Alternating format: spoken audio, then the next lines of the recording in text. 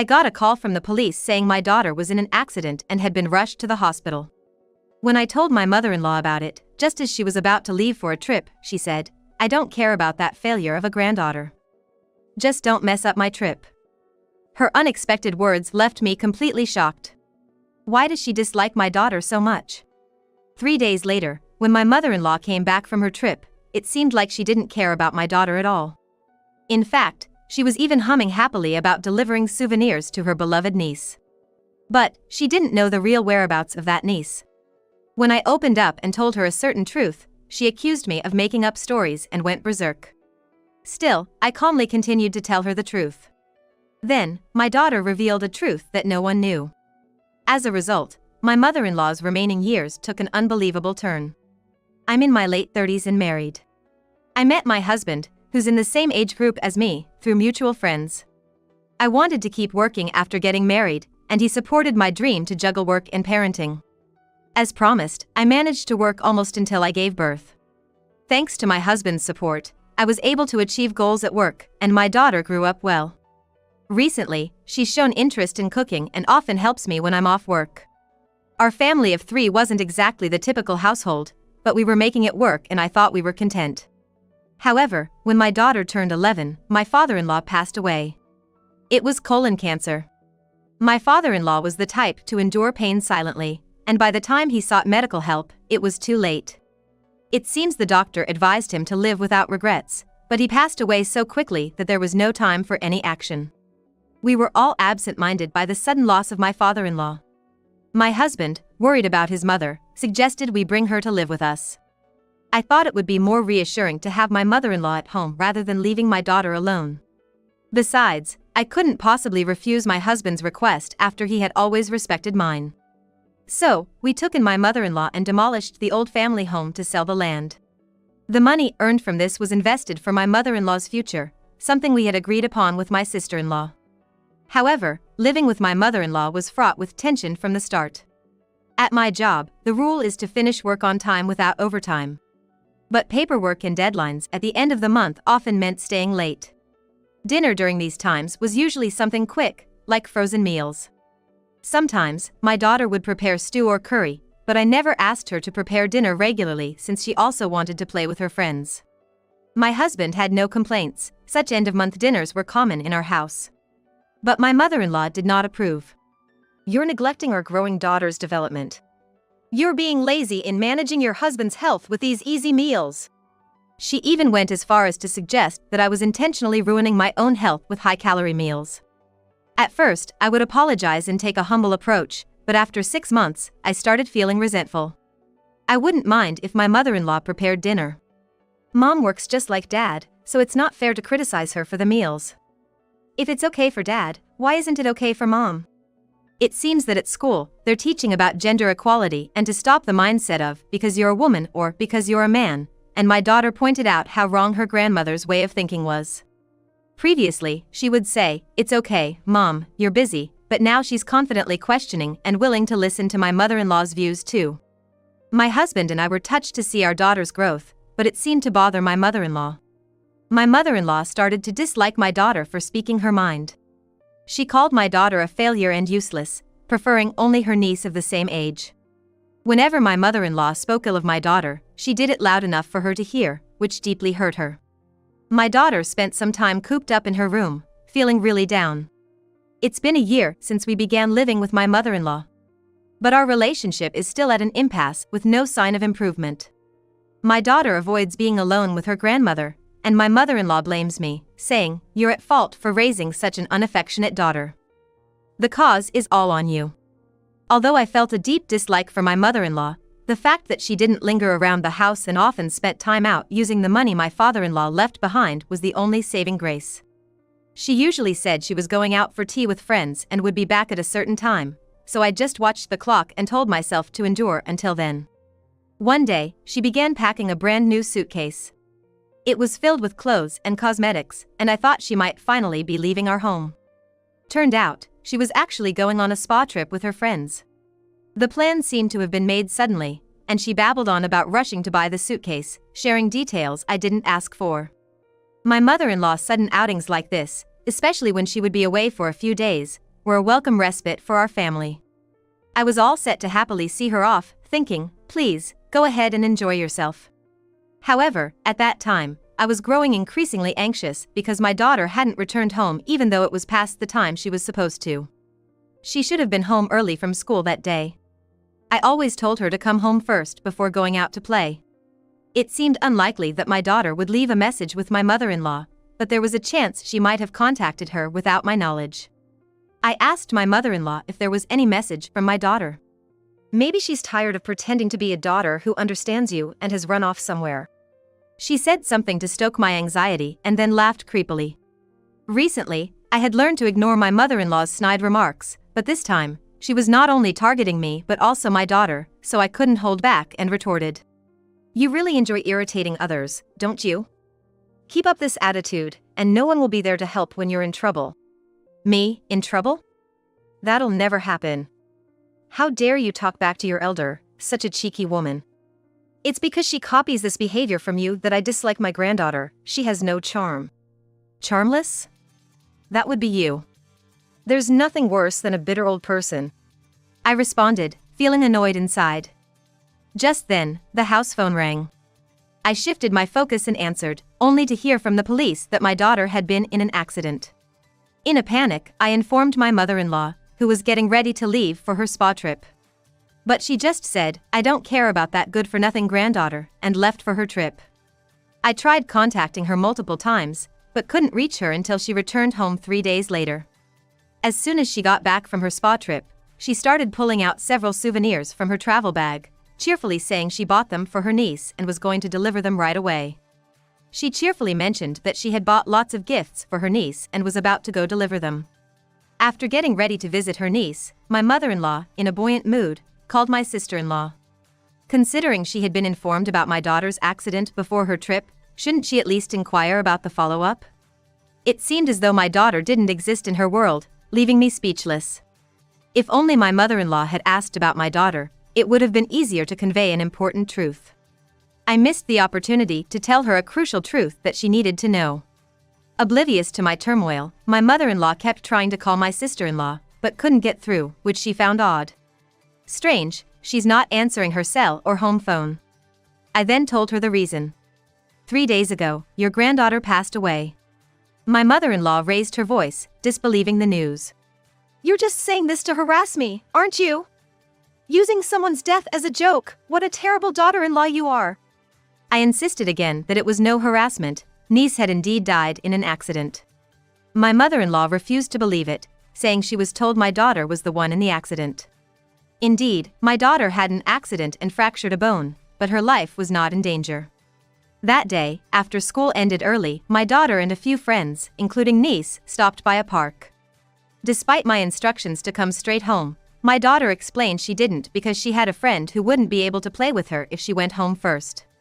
That friend was busy with some kind of daily lessons, so the only time they could play together was during school commutes. Niece loved climbing high places, and while playing on a climbing structure, she slipped and fell headfirst from the top. Passers-by in the park kindly called an ambulance, but she was unconscious from a bad fall.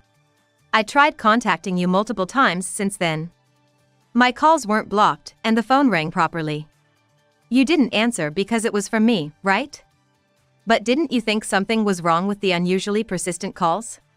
My mother-in-law was unresponsive as I spoke. It was likely something my mother-in-law was aware of. She probably thought, just ignore it, it's only a call from her. She likely never imagined that her malice would lead to something so serious. I pressed on, revealing another harsh truth.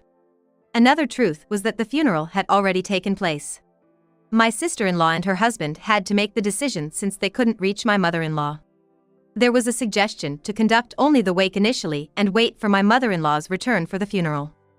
However, due to the significant emotional impact on the children who were present and my sister-in-law's strong will, they proceeded with a one-day funeral without her. The children are still receiving care for their emotional well-being. Saying goodbye to niece might help them find some closure. I agreed with this approach. My sister-in-law was beginning to feel angry at my mother-in-law for stubbornly ignoring my attempts to contact her. My sister-in-law, clinging to niece's body, wept, saying that my mother-in-law only showed affection when it suited her and was useless when truly needed. She was partly driven by despair, questioning why she should even allow such a person to attend the funeral. Supported by her husband, my sister-in-law had managed to maintain composure until the end of the funeral, but when it came to the departure, she broke down, crying that she should be buried with niece, fearing her niece would be lonely going to heaven alone. As I told this to my mother-in-law, she yelled, "Quiet! Stop making up stories. I haven't heard anything from my daughter. Just because your daughter is disliked, do you need to concoct such elaborate tales?" My mother-in-law seemed determined to believe it was all a fabrication on my part. I explained that given her current mental state, my sister-in-law likely couldn't muster the energy to answer the phone. My husband had mentioned that my sister-in-law's husband was devotedly by her side.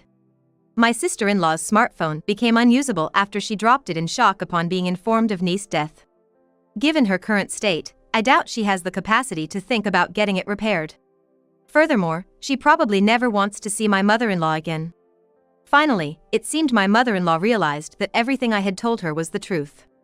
"Why did my dear granddaughter have to go first? Why is your daughter still alive?" She lamented, blaming her regretful actions on my daughter and spewing her anger. She then locked herself in her room and didn't come out for the entire day. Since niece's passing, laughter had vanished from our home. My daughter was deeply blaming herself, believing it was her fault for not keeping the promise to return home first. It's a matter of what ifs, but indeed, if my daughter had gone home first as I told her, perhaps niece's fall might not have happened. Going straight home from school without any detours was a request and a promise that was emphasized by the school my daughter attends. However, how many children actually kept that promise? In fact, there had been times before when my daughter had made detours, but I refrained from being too strict about it and turned a blind eye. Both my husband and I comforted my daughter, assuring her that it wasn't her fault. Moreover, my sister-in-law's husband also told my daughter not to blame herself, saying it wasn't solely her fault. Despite this, our home couldn't return to its usual state filled with laughter. Concerned about my daughter's well-being, I had taken time off work, but my husband had to return the day after the funeral. Usually, my daughter would greet him when he came home, but she didn't have the energy for that yet. When my husband returned, he understood the situation just by looking at my face. It had been a week since my daughter started refusing to go to school. Actually, since niece's death, there are other children too shocked to attend school. My husband and I decided to watch over our daughter and wait until she feels ready to go to school on her own. After sending my husband off, I contacted my workplace to request an extension of my leave. By the second week, my boss's tone had grown heavier. While he didn't say no, his hesitant response made me feel that further absence could change the atmosphere at work. Still, I believed prioritizing my daughter was the right thing to do at this time. At noon that day, I prepared lunch for my daughter and my mother-in-law.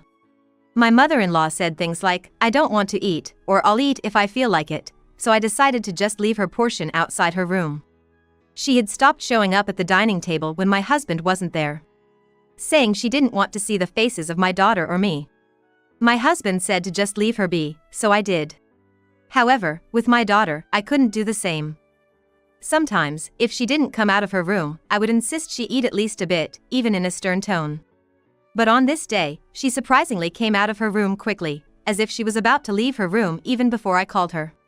She seemed to be coming out of her room even before I called her. "Mom, look at this." When our eyes met, she showed me several letters she was holding in her hand. In her hand, she held several letters, which she found in the pocket of a pair of pants in her closet. My daughter used to favor wearing pants, but recently, inspired by her favorite model, she preferred skirts or shorts. That's why she hadn't noticed the letters before. She asked me to read them. The sender of the letters was my niece, who had passed away. My relationship with my sister-in-law was neither particularly close nor distant. We maintained a comfortable distance. Given that my daughter and niece were close, we used to have family interactions, especially when my father-in-law was alive. However, once we took in my mother-in-law, who began to differentiate between niece and my daughter, my sister-in-law's family started to keep their distance. The letters contained heartfelt pleas from niece to my mother-in-law, asking her not to speak ill of my daughter. Niece loved my daughter and wanted my mother-in-law to see her good qualities too. When niece visited our home, she wanted to play happily with my mother-in-law and my daughter. Every letter reflected her earnest wish for the repair of the relationship between my mother-in-law and my daughter. It seemed niece was aware that my mother-in-law unfairly disliked my daughter. My grandma always says mean things to me when I played with her. Every time, she used to defend me, but grandma never stopped. My daughter told me in tears, revealing the complex relationship between the young children and my mother-in-law. On that day, we were playing in the park. Grandma came and said to me, my daughter recounted. She told me not to come home until it gets dark. She said that when I return, she would tell you that I broke our promise and took a detour. Then, she took a keychain that my daughter cherished from her backpack and threw it high up, where it got stuck at the top of the playground equipment. My daughter, who was afraid of heights, couldn't retrieve it, so my niece climbed up to get it, leading to the accident. My daughter, trying not to worry me, had been silently enduring harassment from my mother-in-law and confiding in niece about it. My niece had been greatly distressed by the situation. If I remember correctly, on the day of my daughter's accident, my mother-in-law had suddenly decided to go on a spa trip. She must have seen the girls on their detour and played a childish prank. Moreover, my daughter also apologized for lying about how she fractured her bone. Initially, she said it happened while playing with a ball. I had believed her explanation, thinking it was just a sprained finger since she was absorbed in playing and felt only a little pain. But in reality, it was a fracture caused when she was pushed while trying to protect her backpack from my mother-in-law. As my daughter opened up about this, my husband returned from work, asking if it was true. He had left work early, worried about our daughter. As we were about to go inside, it seemed my mother-in-law had overheard the conversation about niece's letters from outside. My husband was disheartened that such things had happened without us knowing and grew angry at my mother-in-law's cruel and selfish behavior. It's hard to say, but niece's fall might have been initiated by my mother-in-law's petty harassment. My sister-in-law probably knew the truth. Witnesses aren't limited to just the children. Someone who was walking by called for help and might have seen my mother-in-law's malicious actions and reported the cause of the accident to the police. Being the victim's mother, she had the right to know, and likely learned the truth after demanding answers. That's probably why she resisted having my mother-in-law at the funeral. When the full story was revealed, suddenly, we heard crying. Turning towards the sound, we saw my mother-in-law coming out of her bedroom, crying like a child. I didn't mean to be sneaky. I just came out to use the bathroom and heard you talking about my deceased granddaughter, so I got curious. My mother-in-law hadn't known that niece felt that way. She said she couldn't keep moping around for niece's sake, she needed to move forward and live longer for her. Approaching my daughter, she said, "From now on, I will show you affection too. After all, you're the child my dear granddaughter sacrificed herself to save." Her words seemed very off, so I thought it was risky to react hastily and chose not to. My husband scolded her, saying niece and our daughter are not her dress-up dolls. His analogy made me realize something. My mother-in-law's way of doting on niece was like a child cherishing a dress-up doll. She would dress her in clothes of her own liking, give her things she thought would make her happy, and then insist on her happiness. She was sad that her precious doll was broken. But while my daughter may not compare to that cherished doll, she seemed to think having her is better than having no doll at all. It was as if my daughter was being used as a substitute for niece. Grandma, you know that people who have passed away don't come back, right? There's no such thing as a substitute for someone who's gone. Life, you know, is a unique existence. A priest who read the Bible taught me that. Grandma, you've lived longer and know so much, but you don't understand the value of a person's life. Then my daughter added this. Niece lives on in our hearts. So maybe she should try to get along with her grandmother to fulfill niece's wish. But she definitely doesn't want to be loved as a replacement for niece.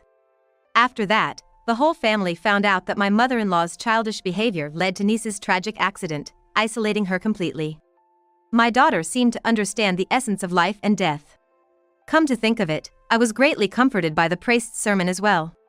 People who came to my niece's funeral must have been comforted just like my daughter and me. The priest was very kind and spoke in a way that even young children could understand. Later, my husband decided to end the living arrangement with my mother-in-law and arranged for her to move into a nursing home. She resisted, saying it was too early to be called elderly. My husband firmly told his mother-in-law that she needed to leave our home. He said she could do as she pleased afterwards, but she shouldn't expect any financial support from us, except for expenses related to moving into a nursing home. When he stated he wouldn't provide financial aid for anything else, she begged him to reconsider, pleading that she would change her ways and not to kick her out of the house. The money from the sale of the family home, which was intended for her future needs, hadn't been touched yet. However, she had been recklessly spending it, assuming it was her money and that my husband would take care of her. My husband decided that he was willing to pay some out-of-pocket expenses for his mother's nursing home admission. He also mentioned that he had no intention of covering any expenses beyond what was needed for her nursing home admission. He had also said that he was tired of being asked about the money all the time, which was a major reason for his decision. I was very much in favor of the decision my husband had made. So, even when my mother-in-law clung to me, saying I was the only person she could rely on, I did not listen and busily carried her belongings outside. Resigned to being evicted from our home, my mother-in-law asked me to find her a job. My mother-in-law had never worked outside the home since her marriage. She believed that a woman's happiness lies in getting married, having children, and raising them. Honestly, I couldn't think of any job that would suit someone with such point of views. However, a contact of mine was looking for good personnel. I introduced her, though I doubted she would fit in, especially as she had been fussing about not being treated as an old person. Despite her previous desperate pleas to my husband and me, my mother-in-law's attitude completely changed once she secured a job. "I don't need your help. I'm still young, and I'll do well in this new environment and prove you wrong." Despite her grand statements, my mother-in-law gave up just 3 days into her new job. "Please, let me come back home. I can't handle it, that place is like hell. I can't stay there for a minute." "Mother-in-law, do you remember the agreement we made? For the sake of the person who referred you, you promised to work there for at least 6 months, right? Giving up in just 3 days is embarrassing for an adult, isn't it?"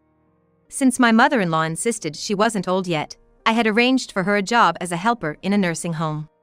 I knew from acquaintances that it was a tough, dirty, and smelly job with high turnover. As a helper, she'd have to do a lot of menial tasks. My mother-in-law complained, "I just can't handle excreting." I knew this job wasn't suitable for her, and partially I arranged it to teach her a lesson, so this outcome was expected. I couldn't help but laugh when my mother-in-law behaved exactly as I had imagined. She was furious, saying it's wrong to laugh at someone's misfortune, but after all the mental distress she had caused, it seemed only natural that her actions would catch up with her. I ended the call with her and blocked her number. After that, there were no more calls from her. I've heard reports that my mother-in-law quietly slipped away from the nursing home I had arranged for her. Occasionally, I've spotted an elderly woman resembling my mother-in-law. She roams around carrying 3 paper bags, her hair unkempt, oddly wearing a winter coat despite it being early summer. Emitting a foul smell, she causes people to keep their distance. I thought our eyes met briefly, but I quickly averted my gaze and left. The entire family acts as if she doesn't exist. And we're no different. I've heard that my sister-in-law is gradually regaining her liveliness. I hope she'll return to society slowly and without pressure. My daughter has started going to school on her will and is now playing with friends again. I've returned to work, managing both home and job without any strain. We've promised to live our lives to the fullest for my niece's sake. We intend to keep striving for even more happiness.